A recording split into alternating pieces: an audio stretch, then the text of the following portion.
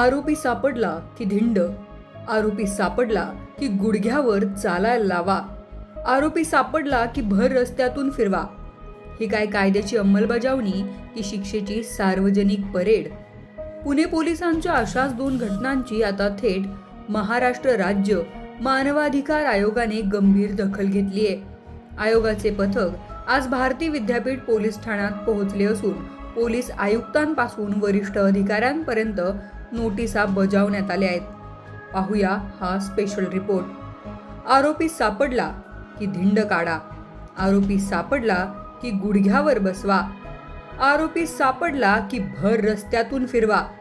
गेल्या काही दिवसात पुणे पोलिसांच्या कारवाईची हीच ओळख बनू लागली आहे. कायद्याची अंमलबजावणी करताना मानवी हक्कांची पायमल्ली झाली का, हाच प्रश्न आता ऐरणीवर आलाय.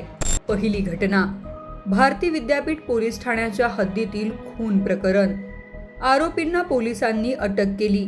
त्यातील अनेक आरोपी अल्पवयीन होते. मात्र त्यानंतर जे घडलं त्यावरच मोठा वाद निर्माण झाला. आरोपींचे हात बांधण्यात आले, त्यांना पोलीस वाहनाच्या बोनेटवर बसवण्यात आलं आणि भर रस्त्यातून त्यांची धिंड काढण्यात आली. रस्त्याच्या दोन्ही बाजूंना नागरिकांची गर्दी, मोठा पोलीस बंदोबस्त आणि याच दरम्यान एका महिलेने हातात चप्पल घेऊन आरोपींना मारहाण करण्याचाही प्रयत्न केला. या संपूर्ण घटनेचा व्हिडिओ सोशल मीडियावर प्रचंड व्हायरल झाला.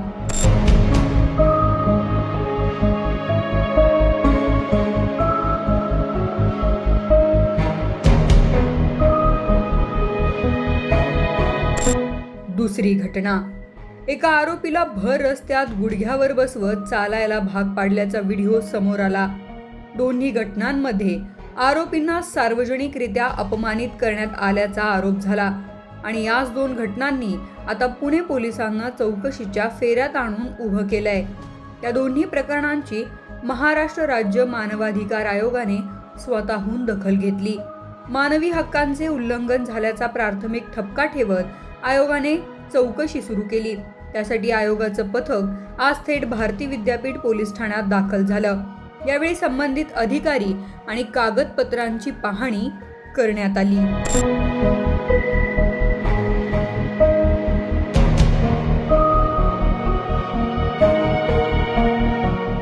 मध्ये मानवी हक्क आयोग, राज्य मानवी हक्क आयोगाने स्वतःहून दखल घेतली आहे आणि त्यामध्ये फॅक्ट फाइंडिंग एन्क्वायरी कमिटी स्थापन केली आहे. त्यामध्ये मी रजिस्ट्रार केदार साहेब आणि SP विश्वास पांढरे साहेबांची कमिटी स्थापन झाली आहे.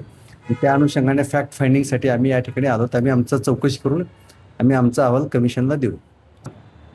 यामध्ये दोन घटना आहेत. त्या दोन घटनेच्या अनुषंगाने एकामध्ये गुडघ्यावर चालवण्याचा प्रकार आणि एकामध्ये अल्पवयीन मुलांना बॉनेटला बांधून मारहाण वगैरे, अशा दोन घटनांच्या चौकशीसाठी आम्ही आलो. साधारणतः कधीपर्यंत अहवाल आम्ही आयोगाला कमिशनला आम्ही सादर करू 1 आठवड्यामध्ये. यामध्ये चौकशी साधारणतः कुणाकुणाची होणार आहे? त्याबाबत मी काही आपल्याला सांगू इच्छित नाही. आम्ही हा अहवाल आम्ही कमिशनला देऊ. सर, मानवाधिकार आयोगाचं म्हणजे कसं चौकशी झाल्यानंतर पुढे काय होतं, याच्यामध्ये काय स्वरूप कसं? आम्ही आमची चौकशी करून आम्ही आमचा अहवाल आयोगाला देऊ. त्यानंतर त्यात माननीय आयोगाचे जे 3 सदस्य आहेत त्यावरती निर्णय घेतील. तर इथल्या वरिष्ठ पोलीस स्टेशनचे वरिष्ठ इन्चार्ज असतील त्यांची चौकशी, त्यांच्या व्यतिरिक्त अजून कुणाची चौकशी होणं अपेक्षित आहे? ह्या सर्व बाबतीमध्ये मी काही भाष्य करू इच्छित नाही. आम्ही आमची चौकशी करून आमचा अहवाल आम्ही राज्य मानवी हक्क आयोगाच्या माननीय चेअरपर्सन साहेबांच्याकडे आम्ही सादर करू.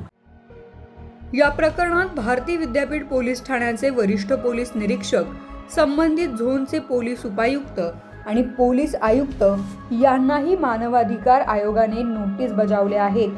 आता या चौकशीत नेमकं काय निष्पन्न होतं, मानवी हक्कांचं उल्लंघन झाल्याचं सिद्ध होतं का आणि संबंधित अधिकाऱ्यांवर नेमकी कोणती कारवाई होते, याकडे संपूर्ण राज्याचं लक्ष लागलंय.